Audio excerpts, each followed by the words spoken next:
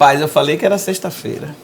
Falei que tava de branco por causa do Bonfim. Agora eu entendi, porque você tá precisando de bênção. Porque agora... Essa mesa vai tremer. A cobra vai fumar. Ferro na boneca. Como dizia França Teixeira. Rapaz, e o homem veio de branco também. Isso.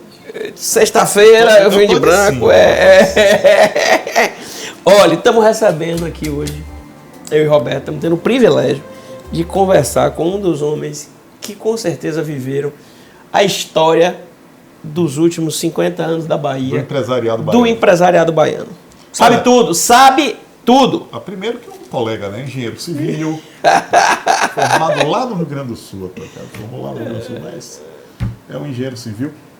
Grandes obras na Bahia. Ele é uma pedra dessas obras todas. Casou com a filha de um ícone. Ele casou com a filha de um homem que tem histórias engraçadíssimas na nossa terra. Enfim, ele por si só tem todas essas histórias, rapaz, vai paixão. Ele tem um time aí que ele torce. Né? Assim, pessoas dizem que é time mesmo. Mas é uma clube. Escolheu Você gosta de dar uma cutucada, ele já começa cutucando. Mas que bom, estamos recebendo hoje aqui nosso amigo Fernando Jorge. Rapaz, Fernando Jorge Carneiro, grande figura amigo dos da amigos. Bahia. Amigo dos amigos. Correto. Muito obrigado. Tinha certeza que me tocou muito, tanto lisonjeado, cheguei até a lhe dizer, porque eu lhe encontrei antes aqui da entrevista, que eu fiquei sem entender o convite pelas personalidades que passaram aqui. Aí cheguei a uma conclusão, minha idade. Eles querem saber da minha vida. Eu não tenho mais nada a acrescentar, não sei contar a minha história. Mas é isso, a gente está aqui, Fernando, aqui na história, um pedaço da história da Bahia, que é a Tribuna Os últimos da Bahia, 55 anos estão aí. 55 anos, e a gente entende que uma pessoa como você seguramente aparece faz aí. parte dessa história. Está aqui. Eu tenho nos jornais daqui uma admiração muito grande, e quero dizer que acho que Marcelo sabe que eu usei várias vezes ele quando não recebia e falava. Eu sou um dos primeiros assinantes. É verdade. Porque quando Elmano fundou aqui a tribuna e tal, Elmano veraneava em São Tomé de Paripe, e aí passamos a receber a tribuna, eu solteiro. Logo depois que casei, eu fui para minha casa e deixei de receber, assinei. Isso em 74. Olha. É logo no início dos 55 Nascemos anos. em 69. E nunca deixei de assinar. Lhe digo com seriedade, porque não vou dizer que não era simpatizante, mas o jornal, a política do jornal à tarde não me coisa. Então eu ficava entre tribuna e diários de notícia e tal, e o Jornal da Bahia. Isso. Gostava muito também de João Falcão na época. E aí lia. Fui. Quando o Correio foi criado, a briga existia com tribuna. Então eu ficava lendo os dois. Para ver a mesma. Avaliar. Vai entender. Fazia a minha avaliação. E foram extremamente favoráveis à tribuna. É muito assim, Jornal da Bahia também, né? A briga do jornal. Fernando, você nasceu aonde? Salvador. Salvador, que bairro você Eu nasci na maternidade Climério de Oliveira, em Nazaré. Em Nazaré. Em 17 de abril de 51. E sou soteropolitano e morei em Salvador a vida toda. Primeiro bairro? Foi na Barra, na Mil de Oliveira. Aí você falou, nós estávamos conversando aqui, falando de Gustavo, na rua de Gustavo Brito, Carminha, Márcio, que era ali a Mil de Oliveira. Ele já morava na esquina com Afonso Celso. E aos 10 anos, 61, meu pai construiu uma casa ali bem na beira do dique. Foi a primeira casa que tinha ali, um bairro novo. Estava sendo criado em Salvador, Jardim Baiano. Jardim Baiano, Jardim Cruzeiro. Bolivar América, Bolivar Suíço. Isso. Aí eu fui morar ali, Bolivar América 55. E meu pai dizia, aqui será a futura Lagoa Rodrigo de Freitas. É um lugar lindo. Em cima do dique. Rapaz, deve ter sido lindo. Lindo. Hoje a casa é o Cine Petro, se você Que sabe. onde ano é. isso? 61. 61, imagina. Tanto que eu conheço minha mulher quando o Lomanto se elege em 62 e o destino faz com que ela viesse morar no Bolívar América. E aí eu conheço Virgínia em meados de 62, porque elas vieram no início. Tem aqueles prédios ali, tinha umas quadras ali em frente. Ainda Jardim tem, né? Baiano, né? Quantos irmãos, Fernando? Era você? 3 irmãs. 3 irmãs. Você e mais 3 irmãs. Eu, Seu pai, meu sua pai, mãe. minha mãe, 3 irmãs. Todas já nascidas quando a gente foi para o Bolivar. Seu pai e sua mãe faziam o quê, Fernando? Meu pai era engenheiro Engenheiro civil. civil. Começa na política. É? Porque um primeiro emprego dele federal era diretor do Departamento das Municipalidades. O Departamento das Municipalidades era um tipo que só tomava conta dos municípios. Era o Ministério das Cidades. Era hoje em dia. federal. O Ministério das Mas Cidades. na Bahia. Na Bahia. Ele Isso. funcionava no térreo do Palácio Rio Branco, ali na Rua Chile. E eu ia buscá-lo sempre. Ele baiano todo. Ele, Também? mas ele é filho de Irará, Pedrão, aquela região ali de Alagoinhas. Certo. Tanto que a família Carneiro minha é de Alagoinhas, meu tio Sim, Antônio. Carneiro, é. Meu padrinho Conhecida, é o família Carneirão, conhecida, né? É. Foi prefeito lá, Antônio Carneiro e tal. Ele fez a Catuense? Não, não. Meu tio Antônio não tinha ligação. Catuense é aquele menino que era dono da empresa. Da de ônibus. empresa, Da própria Catuíra. E é de São Sebastião do passeio. Isso, Levou isso, a Catuense para Alagoinha. Então meu pai vem de lá, e filho de agricultores, de classe mais humilde e tudo, e com muita vontade de formar. Certo. Ele dizia com muita orgulho de ter passado, né, um irmão mais velho, Hermilo, levou ele para morar em Aracaju para custear um internato e tal, depois veio para o Carneiro Ribeiro aqui e se internou aqui, depois passou no vestibular. Dizia com muito orgulho na boca, assim, aberta, você vai lembrar, passei na Politécnica, não é na engenharia, não. E aí E que era um feito mesmo, né? morou em pensão, ali na rua do Fantoche da Euterpe, ali, aquela rua ali, e estudou, trabalhou como estafeta da Oeste, tinha uma vida bastante difícil no início. Aí conhece Manuel Tanajura, que na mesma pensão, e Manuel já mais velho um pouco na escola de engenharia, e eles ficam contemporâneos. Aí ele se forma e vai fazer o serviço de água de Ilhéus, a convite da Fundação CESP. Aí conhece Walter Santos, Fundação César. que foi quem convidou, foi lá na faculdade e pediu ao professor de hidráulica a informação de quem eram os bons alunos. E ele foi um dos, foi para lá. Quando ele volta, ele tinha um primo, Joel Presídio, foi deputado federal pela Bahia e foi muito ligado ao pessoal da tarde. Aí Joel indica ele para ser secretário de Ação e Obras Públicas de Hélio Machado. Aí veio meio político. Ele se elege vereador, mas Heitor Dias, que sucede Hélio, chama ele para continuar na secretaria.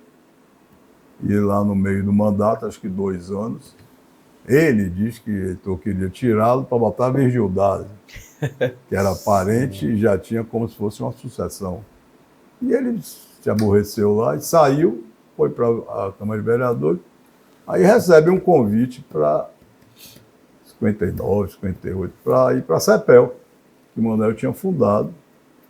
E, em paralelo, ele recebe um convite de um grande amigo dele também, Eduardo Santos, que tinha a Sintral. Era uma empresa também de... Eduardo Santos foi secretário de Estado? Não, Eduardo é o irmão de Roberto. Irmão de Dr. Roberto. Doutor Eduardo, que era muito amigo dele e tal. E aí era para ir para lá, ele na opção ficou com a CEPEL e morreu, sócio da CEPEL. E aí inicia minha vida também, né? Eu começo minha vida trabalhando de carteira assinada com 15 anos como telefonista da CEPEL. Então eu era obrigado a estar na CEPEL 2 horas da tarde para pegar o turno da tarde. Ainda sou daquela época que emitia o negócio. CEPEL, boa tarde. Sim. O plug. E você estudou aonde, Fernando? Nesse início aí, você lembra? Eu fiz Nossa Senhora do Carmo, Sim. primário, fiz ginásio, fiz admissão para o colégio militar e lidi com seriedade. Fiquei muito satisfeito depois, com a idade já mais madura, de não ter passado. E perdi. Todas as matérias eram eliminatórias. A primeira eu passei, a segunda eu passei e a terceira eu perdi. História.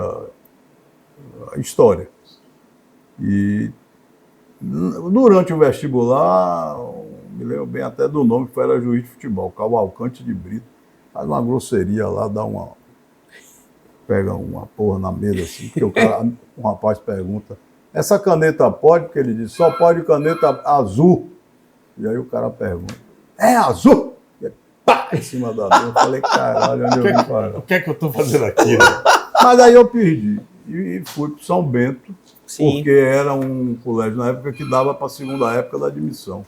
Olha que bom, né? A gente tá na redação. Redação. Aqui, né? Como hoje é sexta-feira. E tive Já vem notícia. o prazer de estudar num colégio que me ajudou muito. O pouco português que sei é do Dom Norberto Santana, a religião, que eu fui batizado, fiz primeira comunhão, mas nunca fui assim católico praticante, sou devoto do Senhor do Bonfim, sou fechado. Meu lado com a Igreja Católica é o Senhor do Bonfim, tanto profano quanto católico. É a festa da lavagem, eu não abro. Então, o São Bento foi uma faculdade na minha vida. Dom Jerônimo de Sá Cavalcante. Eram padres na época, né? Plena revolução, de uma abertura de mente maravilhosa. Eram os caras que eram tidos como de esquerda, né? Dom Tito Amoroso Lima, um psiquiatra, médico. Foi muito bom. E como é que você encontra o caminho da engenharia? Porque você, aí você foi até o médio, não é isso? No São Bento você vai... Meu pai fazia uma coisa muito inteligente. Ele não me... E eu fiz isso com minhas filhas. Eu nunca induzi, faça isso. Ele não dizia, mas ele dizia, vamos fazer um passeio? A gente, sábado, ele ia para a oficina central da CEPEL, que era ali no Cajazeira, em Pau da Lima. Sim. E aí me botava em cima de uma máquina, me botava na coisa e vai induzindo, né? Me levava muito para as obras, eu de férias, bora comigo. Aí foi. E aí, Virgínia, já namorado com ela, no vestibular, queria fazer medicina. E eu queria fazer engenharia e queria que ela fizesse engenharia. E aí eu fiquei mais convicto que eu tinha que fazer engenharia. E ela fez engenharia e eu fiz engenharia também. E você passou aonde?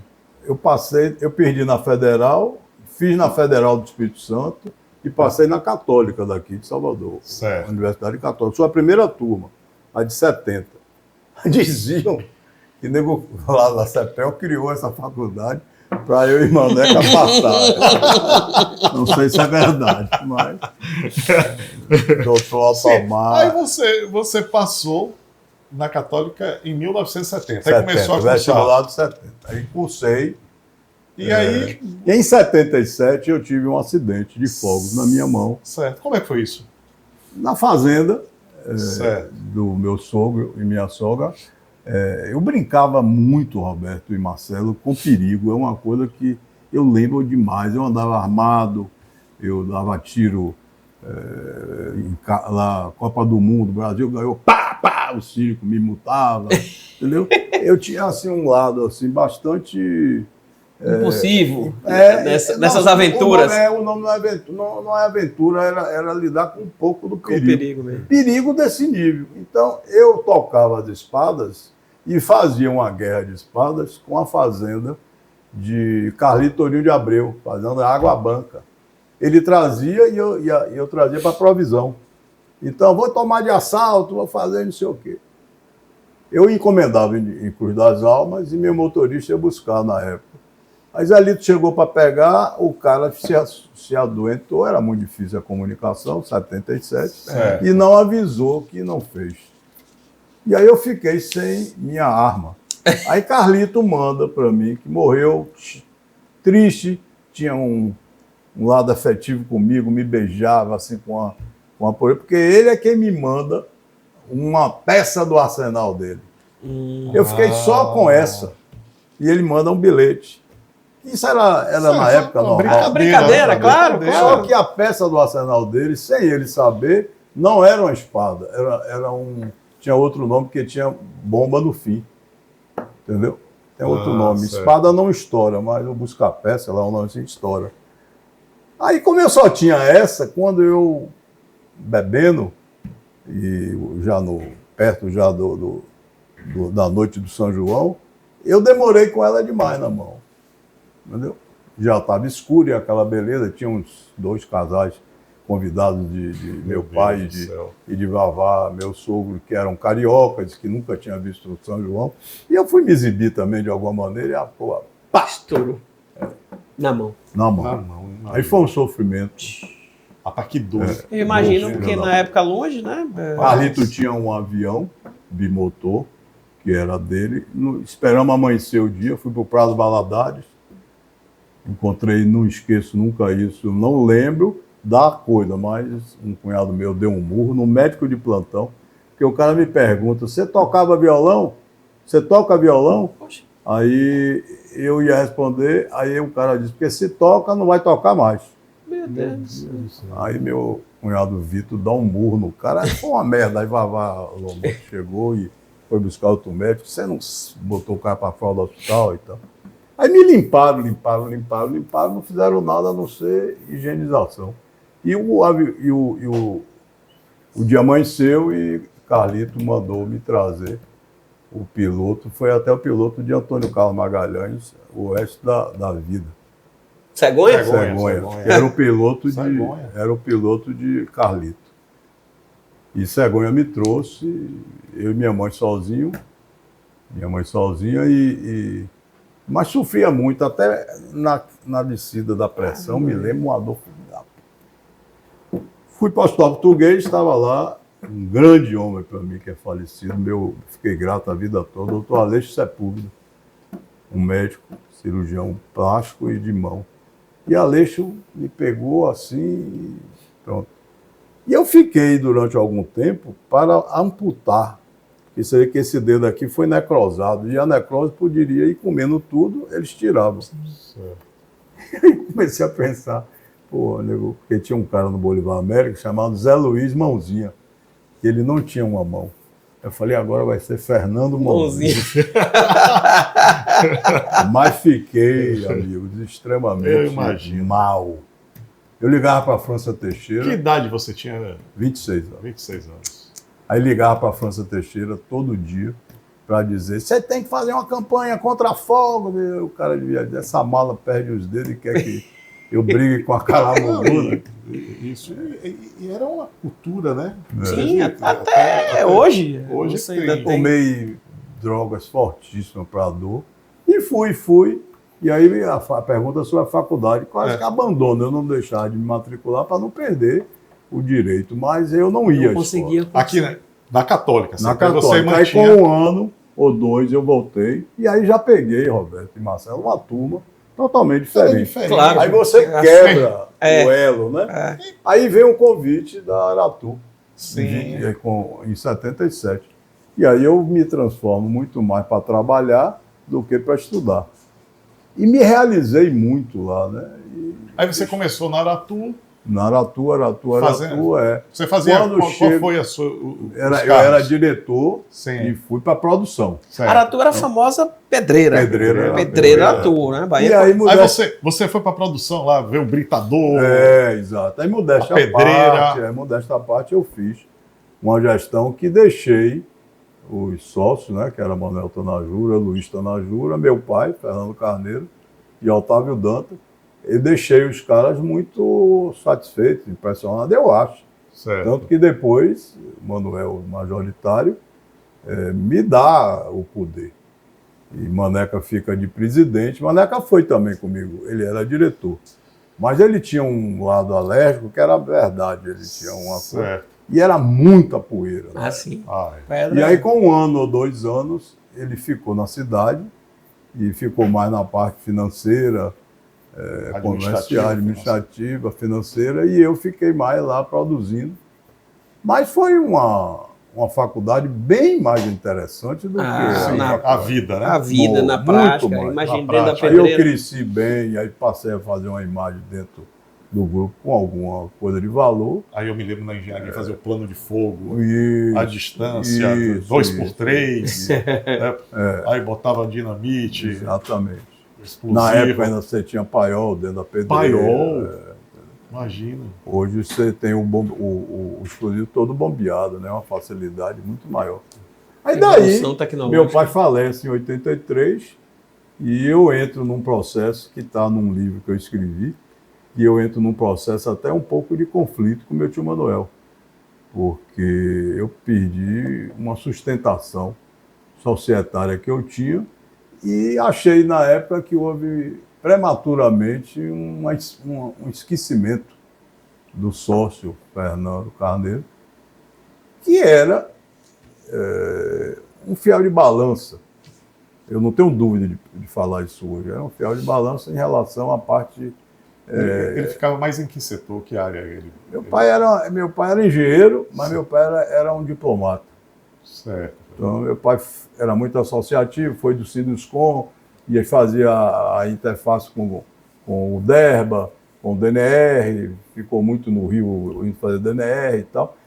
E administrava também conflitos internos na sociedade. Eram 2 irmãos, né? Inclusive. Mas os irmãos tinham problemas às vezes e ele era o fiel da balança. Então, era assim, quando ele morre em 83, existe uma desmotivação muito grande na CEPEL. Meu tio Manuel ficou muito abatido e tinha realmente, eu acho que meu tio Manuel tinha assim, muito amor, carinho a meu pai, na maneira dele. Certo. E tio Luiz também.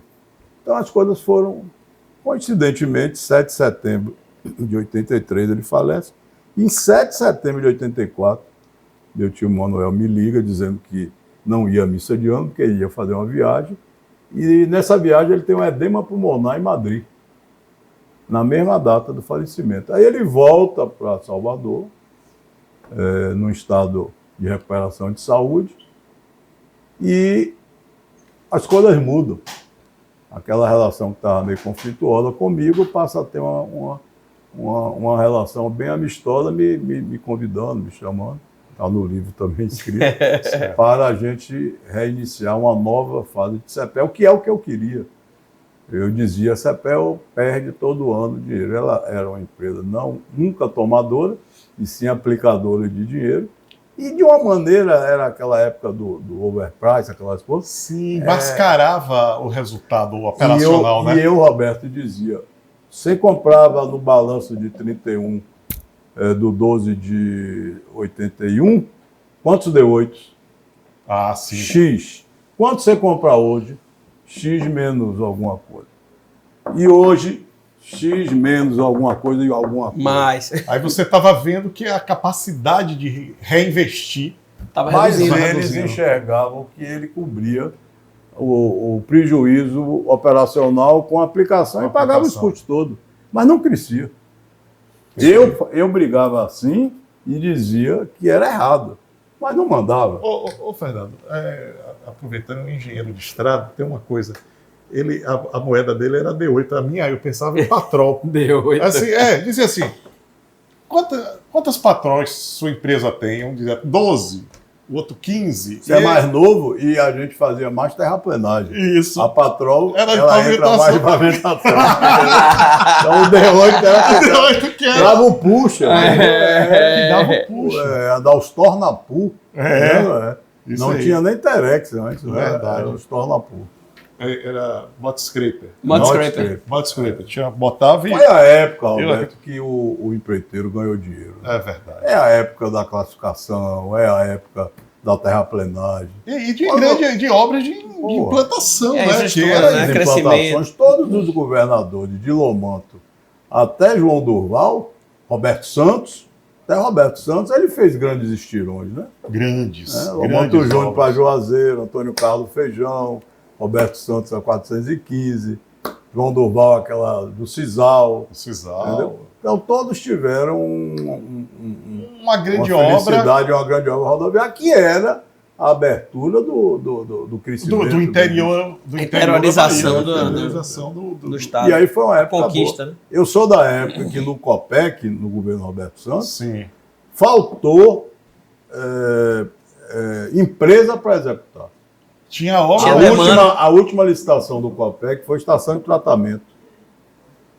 E a construtora Limoeiro foi quase que permitida pelas outras 4 ou 5 empreiteiras que estavam tudo de barriga cheia, foi permitido ele não ter a comprovação da propriedade de multiscrape, de coisa que tinha que ter, mas ele levou uma carta da Baveima, assinada por Betinho Catarino, dizendo: eu tenho para pronta entrega a quantidade que a concorrência pede. Mas era para ele ser eliminado. Claro, porque ele tinha que comprovar que já tinha e não que ia não queria comprar. Entendeu? E eu me lembro bem, o presidente da comissão era um cara ex-militar, Hélio Macedo, do COPEC, era um cara rígido, mas os empreiteiros permitiram. Entenderam que era importante. Como é que você dá uma obra que era uma obra, um filé mignon, uma terraplenagem e tal? E a Limoeiro virou uma empresa. Foi aí sólida, que Limão começa a ser empreiteiro. Entendeu?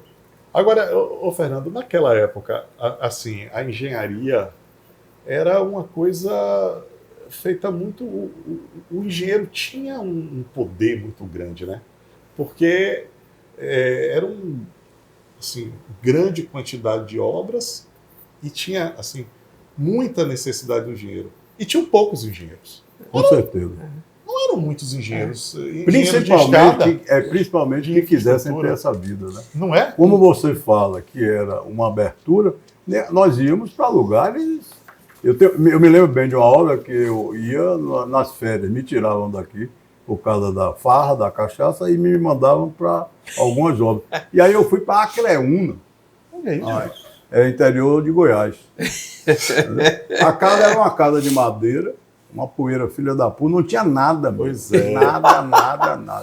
Nada. Aí permitiam, que a 060 estava toda em obra, permitiam que 15 em 15 dias nos levassem em Goiânia. Quando eu chegava em Goiânia, eu tinha que tomar um banho, porque era aquela poeirona. Aquele barro vermelho. Barro vermelho. Aquela estúpido. Tudo. Aí atrás, no Hotel Bandeirantes, aí era banho de civilização. E uma das cidades mais festivas que eu conheço. Aqui tinha 365 igrejas, lá tinham 365 boates.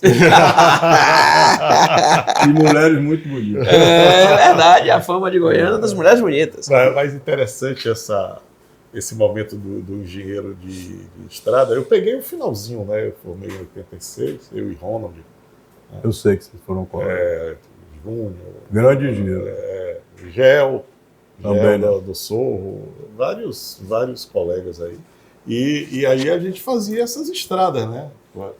Ia para o interior. Eu lhe conheci, Roberto, na Góis Coabita. Na Góis Coabita, isso mesmo. Aí depois essa história de Roberto. Depois você vai ser político. Isso aí.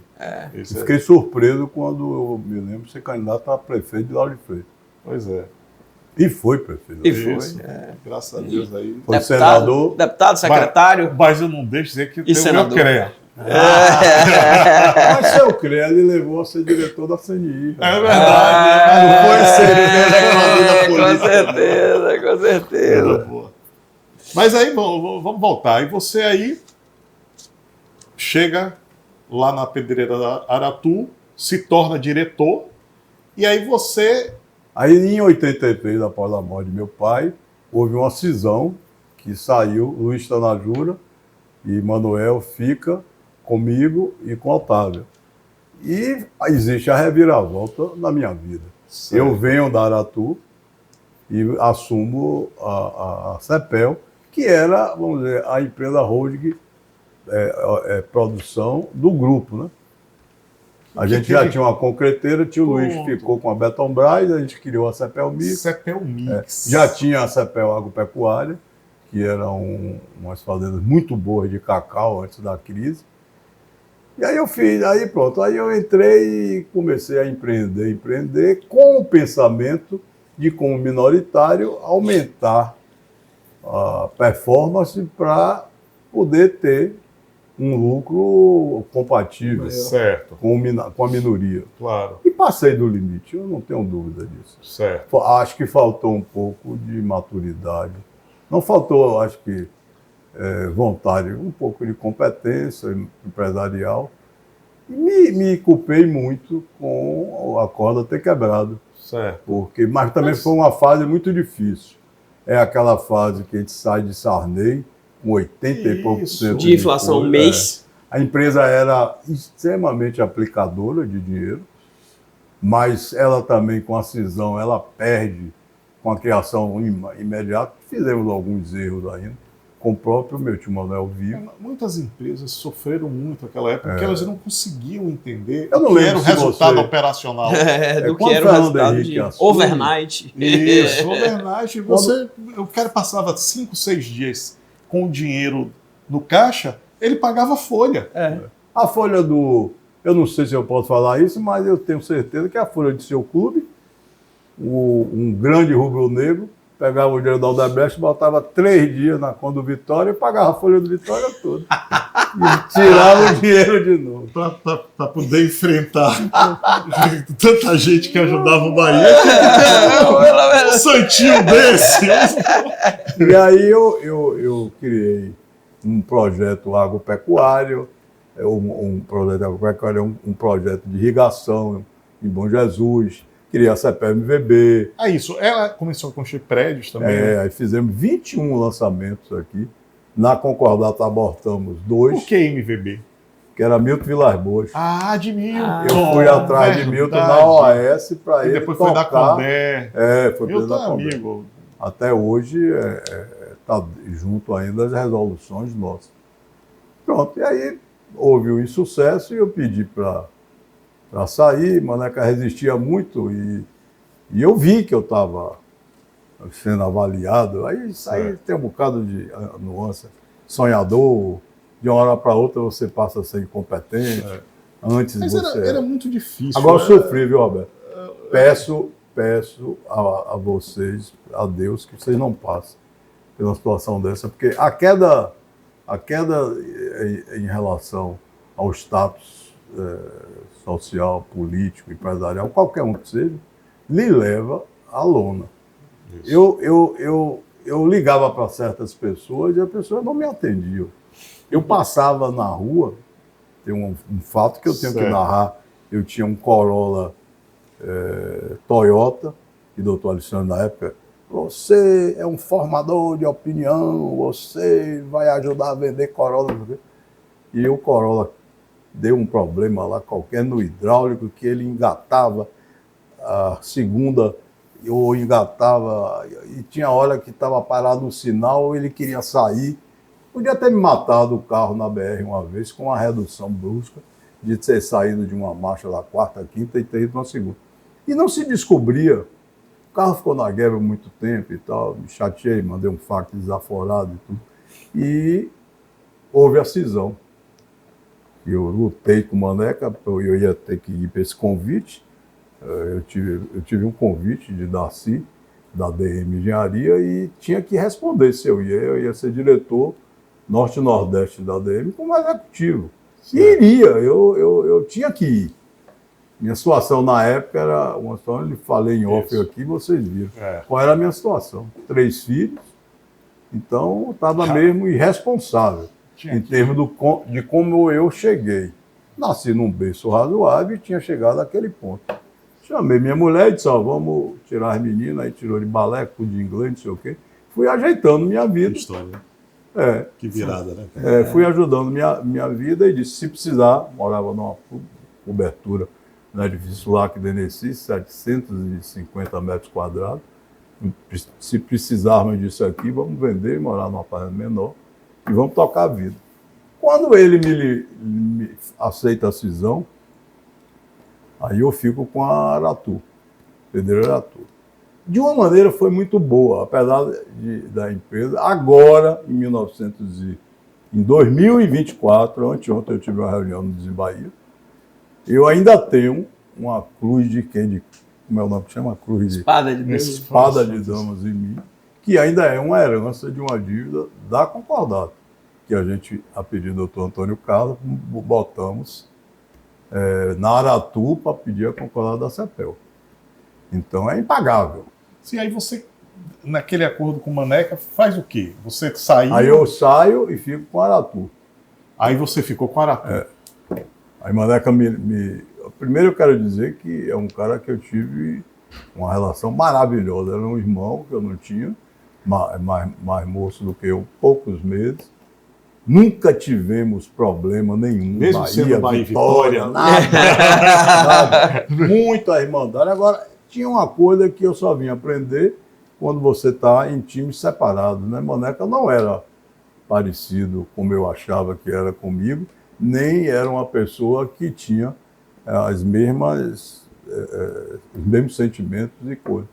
Então, quando a gente botou camisas separadas, me mostrou um Maneca outro que não me levou a nada. Tivemos dificuldade de relação, aí apareceu um Cristo, que hoje é meu sócio, Francisco Pinheiro, que fez essa interface que eu acho extremamente válido nesses momentos. Certo.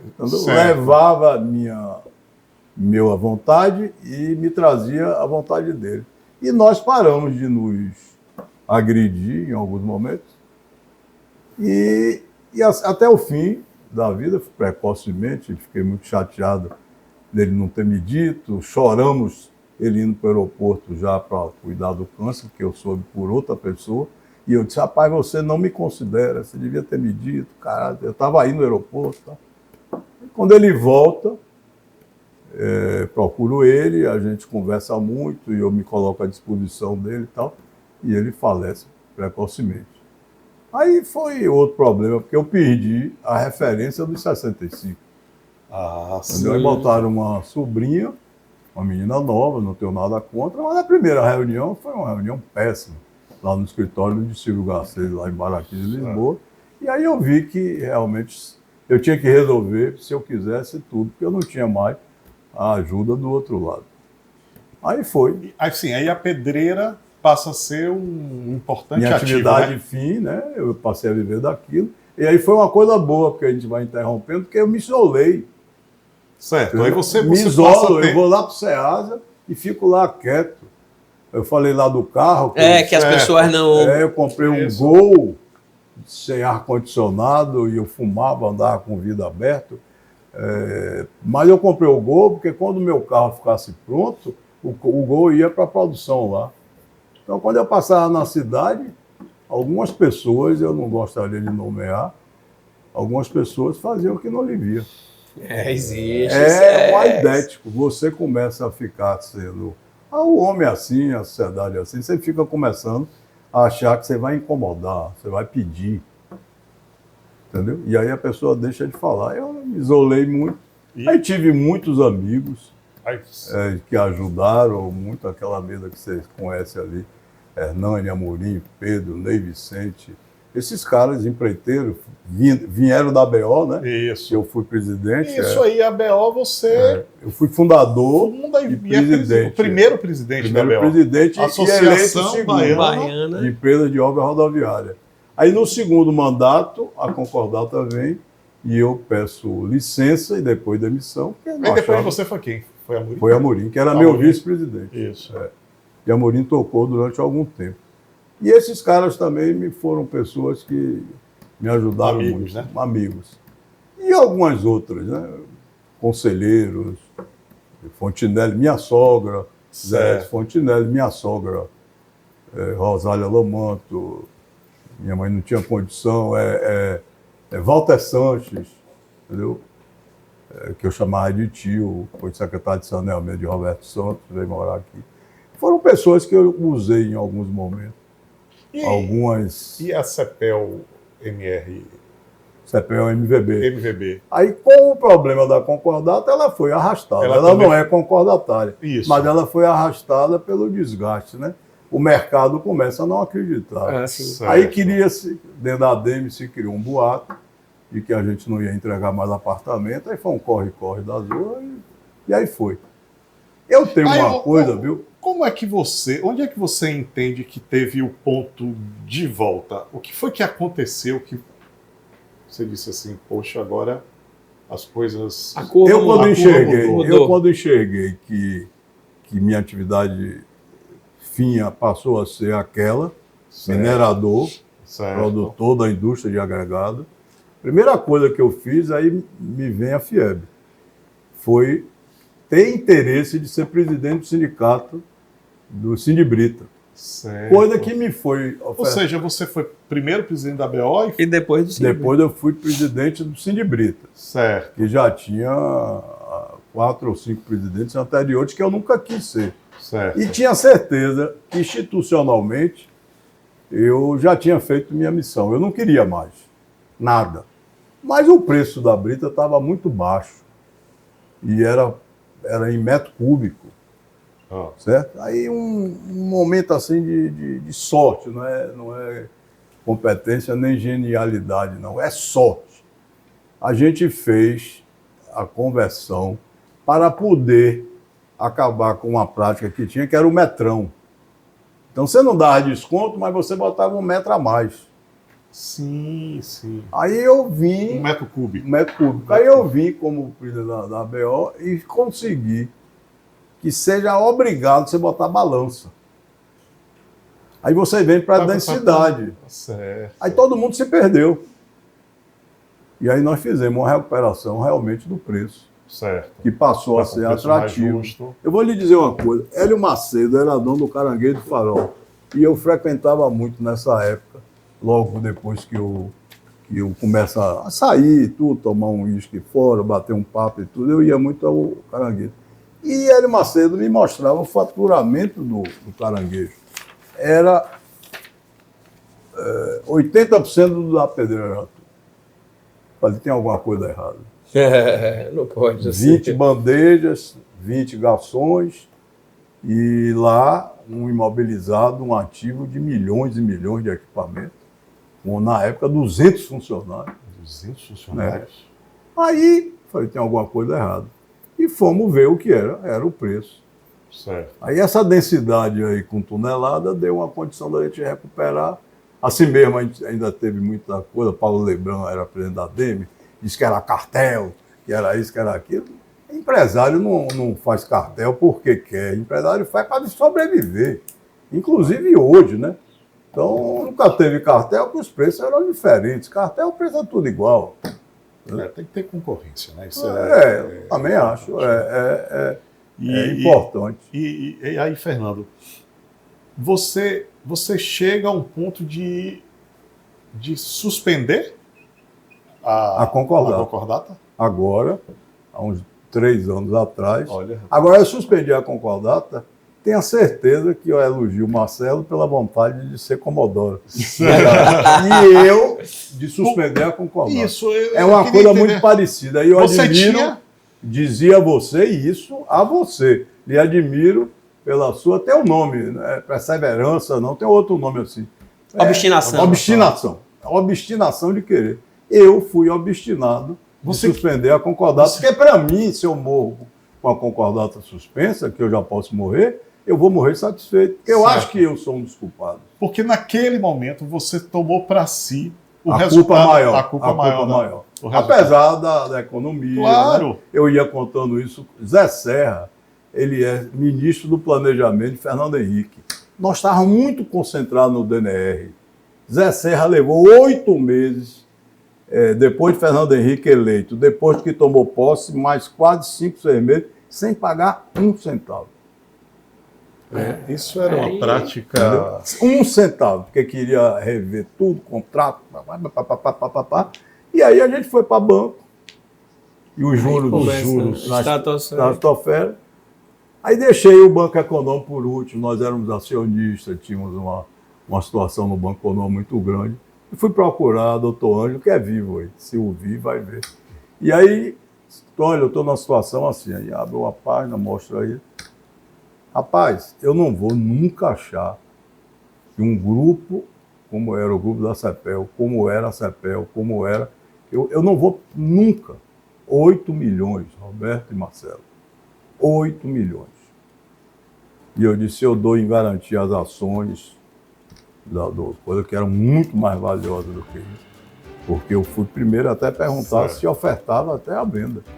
Apesar das ações ser muito pessoa física de Manuel Tonajura.